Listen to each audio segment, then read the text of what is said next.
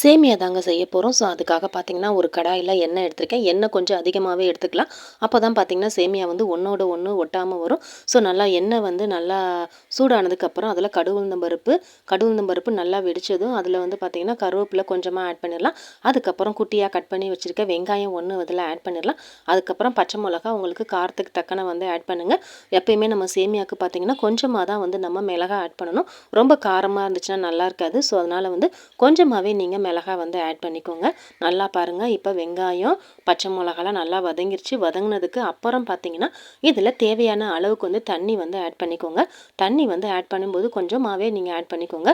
நிறையாலாம் add பண்ணாதீங்க. நிறைய add பண்ணீங்கன்னா, உங்களுக்கு வந்து சேமியா அப்படியே களி மாரி உதிரி உதிரியா வராம அப்படியே கட்டி மாரி வந்துரும்.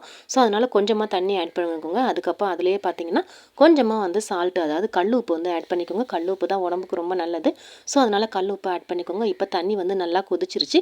கொதிச்சதுக்கு அப்புறம் பார்த்தீங்கன்னா, சேமியாவை இதில போட்டு நம்ம கிண்ட வேண்டியதாங்க. சேமியா வந்து பார்த்தீங்கன்னா, ஏற்கனவே பார்த்தீங்கன்னா ரோஸ்டட் சேமியா தான். ஸோ நம்ம இதை வந்து தனியா வறுக்கணும்னு அவசியமே இல்ல. ஸோ அத அப்படியே போட்டு நம்ம நல்லா வந்து கிண்டிக்கிட்டே இருக்கணும். கைவிடாம கிண்டிக்கிட்டே இருங்க. இல்லைன்னா பார்த்தீங்கன்னா, அடியில வந்து ஒட்டிரும். நீங்க நல்லா கிண்டும்போது அடுப்ப வந்து இப்போ வந்து சிம்ல வச்சுருங்க.